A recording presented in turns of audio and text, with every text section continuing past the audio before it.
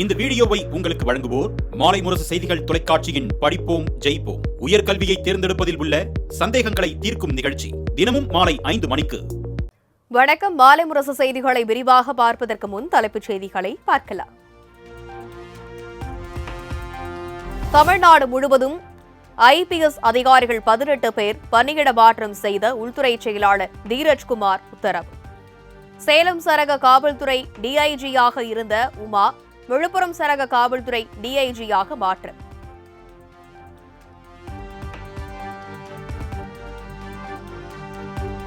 உலக மக்கள் தொகையில் இந்தியாவுக்கு முதலிடம் 146 கோடியுடன் தொடர்ந்து முதலிடத்தை தக்க வைத்துள்ளதாக ஐநா தகவல்.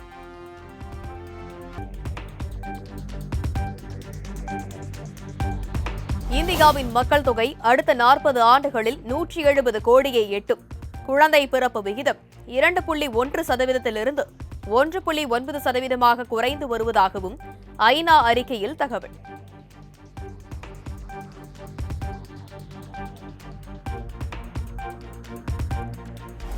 ஆக்சியம் 4 திட்டத்தின் கீழ் சர்வதேச விண்வெளி மையத்திற்கு வீரர்களை அனுப்பும் திட்டம் மீண்டும் ஒத்திவைப்பு.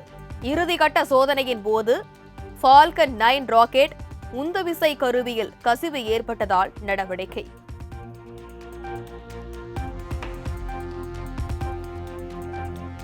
இந்திய விண்வெளி வீரர் சுபான்ஷு சுக்லா உள்ளிட்ட 4 பேரின் விண்வெளி பயணம் ரத்து.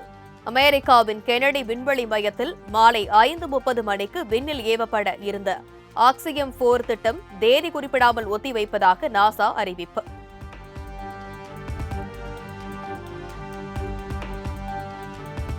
நடப்பாண்டில் உலக பொருளாதார வளர்ச்சி 2.3% இருக்கும் என உலக வங்கி கணிப்பு. கடந்த ஜனவரி மாதம் 2.7% இருந்து பொருளாதார வளர்ச்சியில் சரிவு ஏற்பட்டுள்ளதாக தகவல்.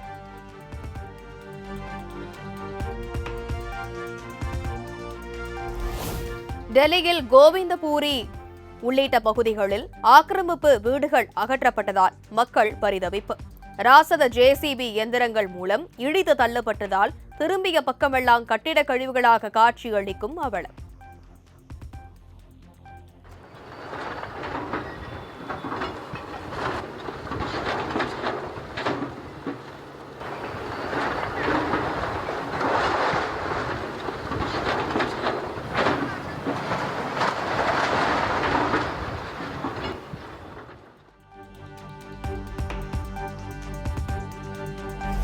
நீட் நுழைவுத் தேர்வு முடிவுகளை ஜூன் 14ஆம் தேதி வெளியிட தேசிய தேர்வு முகமை முடிவு. நாடு முழுவதும் கடந்த மே மாதம் 4ஆம் தேதி 20 லட்சம் பேர் தேர்வு எழுதினர்.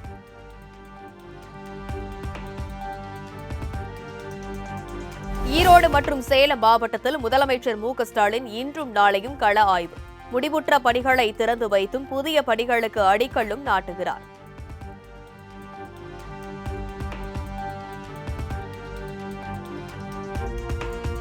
நீர்ப்பாசனத்திற்காக மேட்டூர் அணையை நாளை திறந்து வைக்கிறார் முதலமைச்சர் மு.க.ஸ்டாலின். சேலத்தில் 1 லட்சம் பயனாளர்களுக்கு நலத்திட்ட உதவிகளையும் வழங்குகிறார்.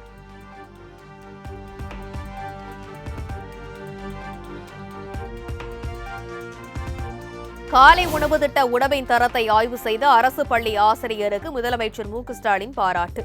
காலை உணவு திட்டம் என்பது நாளைய தமிழ்நாட்டுக்கான வலுவான அடித்தளம் எனவும் பெருமிதம்.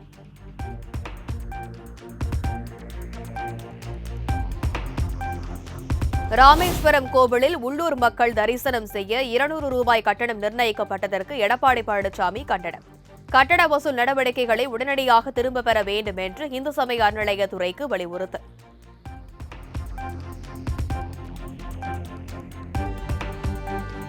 சென்னை உள்ளிட்ட பல்வேறு பகுதிகளில் இடி மின்னலுடன் கொட்டி தீர்த்த கனமழை. சுட்டெரிக்கும் வெயிலுக்கு மத்தியில் பெய்த மழையால் தணிந்த வெப்பம்.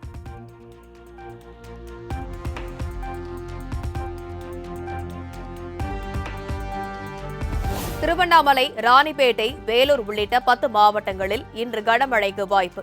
சென்னை வானிலை ஆய்வு மையம் கணிப்பு.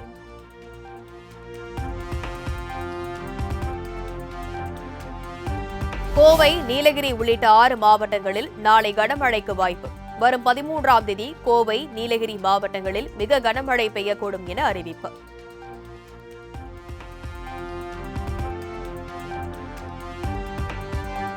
வரும் 14 மற்றும் 15 ஆகிய தேதிகளில் நீலகிரிக்கு அதி கனமழைக்கான ரெட் அலர்ட் விடுப்பு. கோவையில் மிக கனமழை பெய்யும் என வானிலை ஆய்வு மையம் தகவல்.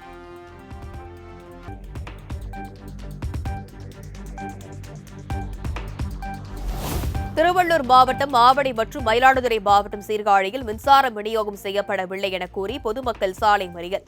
நள்ளிரவில் நடைபெற்ற போராட்டத்தால் போக்குவரத்து பாதிப்பு.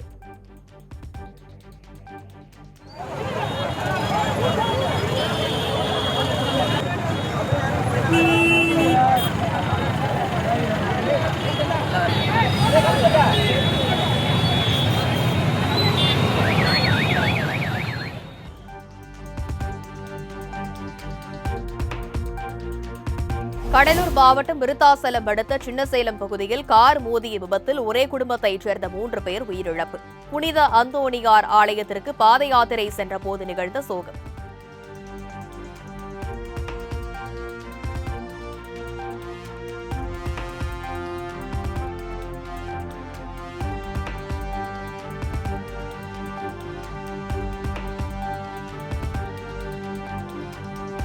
வைகாசி மாத பௌர்ணமியை ஒட்டி திருவண்ணாமலையில் விடிய விடிய கிரிவலம் சென்ற பல்லாயிரக்கணக்கான பக்தர்கள். தமிழகம் மட்டுமின்றி அண்டை மாநிலங்களில் இருந்து வந்த பக்தர்கள் அண்ணாமலையாரை வழிபட்டனர்.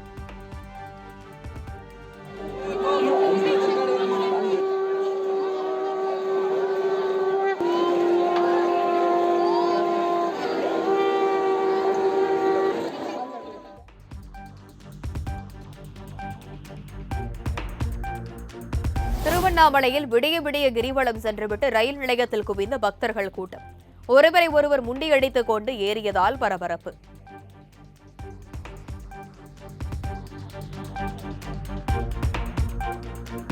திருவள்ளூர் மாவட்டம் ஆவடி புனித அந்தோணியார் திருத்தலத்தின் 75ஆம் ஆண்டு பெருவிழா கொடியேற்றம். வான வேடிக்கை மற்றும் இசை வாத்தியங்களுடன் நடைபெற்ற கொடியேற்ற நிகழ்ச்சியில் திரளான கிறிஸ்தவர்கள் பங்கேற்பு.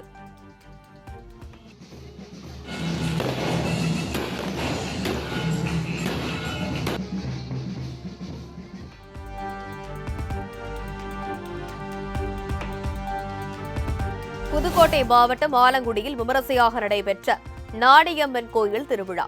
பனை மற்றும் தென்னங்குருத்துகளால் உருவாக்கப்பட்ட 63 அடி உயர சப்பரத்தில் பக்தர்களுக்கு அருள்பாலித்த அம்மன்.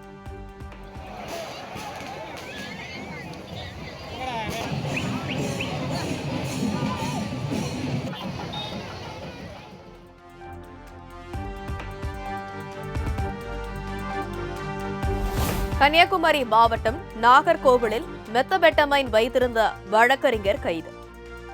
இருசக்கர வாகனத்தை பறிமுதல் செய்த போலீசார் வழக்கறிஞரை நீதிமன்றத்தில் ஆஜர்படுத்தி சிறையில் அடைத்தனர்.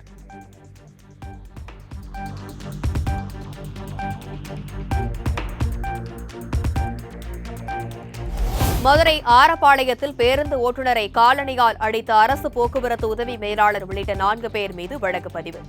5 பிரிவுகளின் கீழ் வழக்கு பதிவு செய்து கரிமேடு காவல்துறை நடவடிக்கை.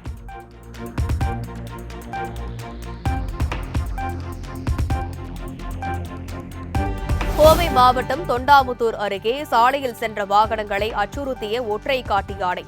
இருசக்கர வாகனங்களை முட்டி மோதியதால் பொதுமக்கள் அச்சம்.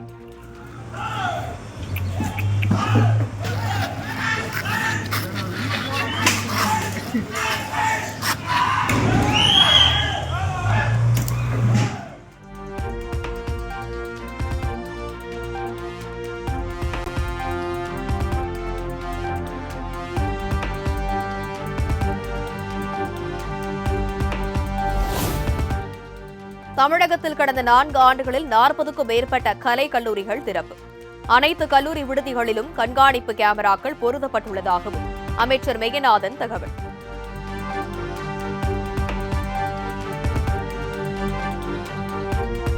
(2026) தேர்தலில் திமுக கூட்டணியில் விசிக அதிக தொகுதிகளை கோரும் என திருமாவளவன் திட்டவட்டம். அதிமுக பாஜக கூட்டணி வெற்றி பெறும், ஆட்சி அமைக்கும் என்பதெல்லாம் பில்டப் எனவும் விமர்சனம். ஒவ்வொரு தேர்தலிலும் கூடுதலான தொகுதிகளை கேட்டு பெறுவதற்கு முயற்சிப்பது வழக்கமான ஒன்றுதான், வாடிக்கையான ஒன்றுதான். ஆனால் பேச்சுவார்த்தையின் போது இருக்கிற சூழல்களை மனவிட்டு பேசி அதன் அடிப்படையில் நாங்கள் இறுதி முடிவை எடுப்போம்.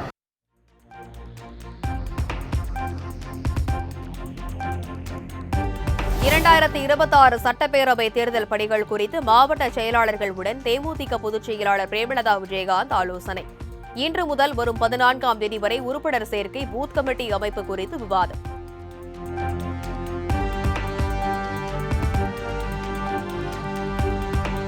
சொந்த நிகழ்ச்சியில் அமைச்சர் ஏவ வேலுவிற்கு பணமாலை போட்டு வரவேற்ற திருவண்ணாமலை மாவட்ட தாவேக செயலாளர் விஜய்க்கு மன்னிப்பு கடிதம். இனி வரும் காலங்களில் நிகழ்ச்சிகளுக்கு மாற்றுக் கட்சி நிர்வாகிகளை அழைக்க மாட்டேன் எனவும் உறுதி.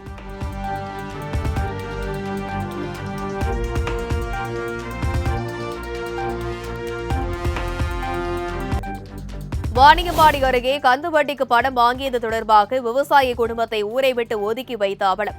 உறவினர் இறப்பு நிகழ்ச்சியில் பங்கேற்க கூடாது என கட்டுப்பாடு விதித்ததால் இறுதி சடங்கு செய்ய முடியாமல் தவிப்பு. இதுக்கு எங்களை ஊரை விட்டு 2 பேரும் நல்லது கெட்டதுக்கு போகக்கூடாது அப்படின்னு சொல்லிட்டாங்க. அவன் நான் ஐஜி கிட்ட கம்ப்ளைண்ட் பண்ணேன்.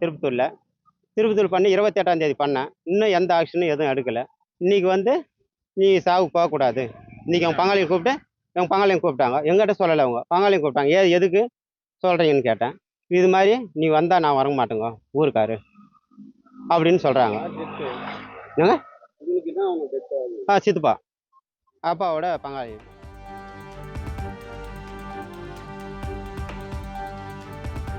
மணப்பாறை அருகே நள்ளிரவில் வீட்டில் தூங்கிக் கொண்டிருந்த குழந்தையை கடத்த முயற்சி. பொதுமக்கள் விரட்டியதால் குழந்தையை விட்டு சென்ற கும்பல். பின்னாடி திறந்துருந்தது. பின்னாடி 2 வீலர்ல தம்பியை உட்கார வச்சு தம்பி சவுண்டு கேட்டது. பிள்ளை அழுத சவுண்டு கேட்டோடனே பிள்ளையை தாண்டி தூக்கிட்டு போறாங்கன்னு சொல்லிட்டு இவங்க அப்பா சத்தம் போட்டாங்க. சத்தம் போட்டோடனே அழுத்தி விட்டு முன்னாடி இந்த பைக்கை ஸ்டார்ட் பண்றாங்க. ஒயரை கட் பண்ணி விட்டு தான் பிள்ளையை தூக்கிட்டு போயிருக்காங்க. அதுக்கப்புறம் சத்தம் போட்டதில் பக்கத்து வீட்டுக்கார பசங்க 2 வீலர் எடுத்துட்டு ஓடியாந்து அவங்கள ரேஸ் பண்ணி போய் அவங்க பின்னாடி வர்றதை பார்த்தோன்னே அவங்க பிள்ளைய சுடுகாட்டில் தாயத்தை மட்டும் அறுத்துட்டு நடுராத்துல 1 மணிக்கு சுடுகாடு பக்கத்தில் நடு ரோட்டில் இறக்கி விட்டுட்டு அவங்க பிறகு தப்பிச்சு போயிட்டாங்க.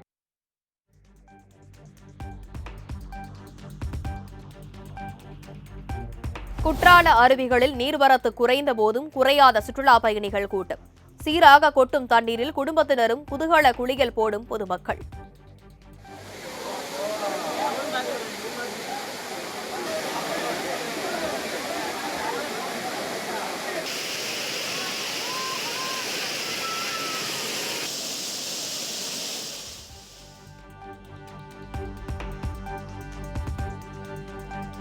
நீர்நிலைகள் பராமரிப்பில் சிறந்து விளங்கும் மாவட்டங்களுக்கான மத்திய அரசின் விருதுக்கு நெல்லை மாவட்டம் தேர்வு. மத்திய குழுவினர் ஆய்வு செய்து சமர்ப்பிக்க உள்ள அறிக்கையின் அடிப்படையில் விருது வழங்கப்படும் என தகவல்.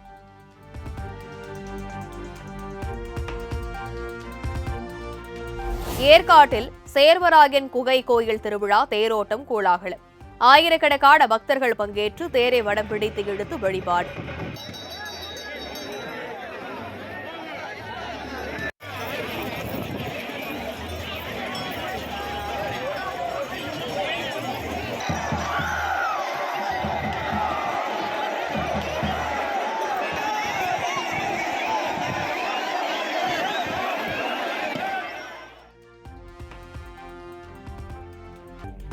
திருப்பூர் வீரராகவ பெருமாள் கோவில் தேரோட்டம் கோலாகலம். இசை வாத்தியங்கள் முழங்க கும்மியாட்டம், காவடியாட்டம் என களை கட்டிய தேர் திருவிழா.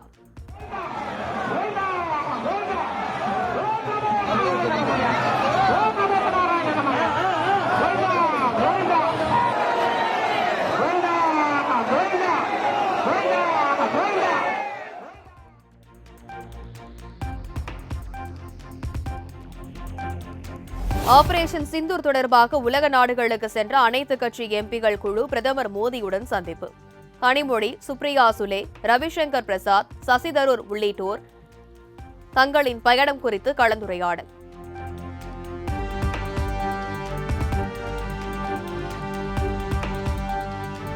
குரூப் பி மற்றும் சி பிரிவுகளில் 14,582 காலி பணியிடங்களை நிரப்ப அறிவிப்பாணை வெளியிட்டது மத்திய அரசு பணியாளர் தேர்வாணையம். தகுதியுள்ள நபர்கள் ஜூலை 4ஆம் தேதிக்குள் இணையதளத்தில் விண்ணப்பிக்கலாம் எனவும் அறிவிப்பு.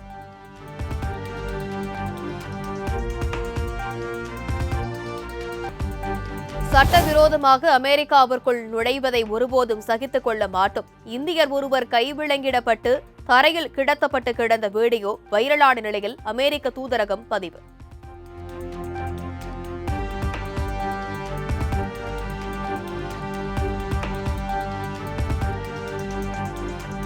ஒருநாள் கிரிக்கெட் போட்டி கேப்டன் பதவியிலிருந்து ரோஹித் சர்மா நீக்கமா? ரோஹித் சர்மாவை நீக்க பிசிசிஐ திட்டமிட்டுள்ளதாக தகவல்.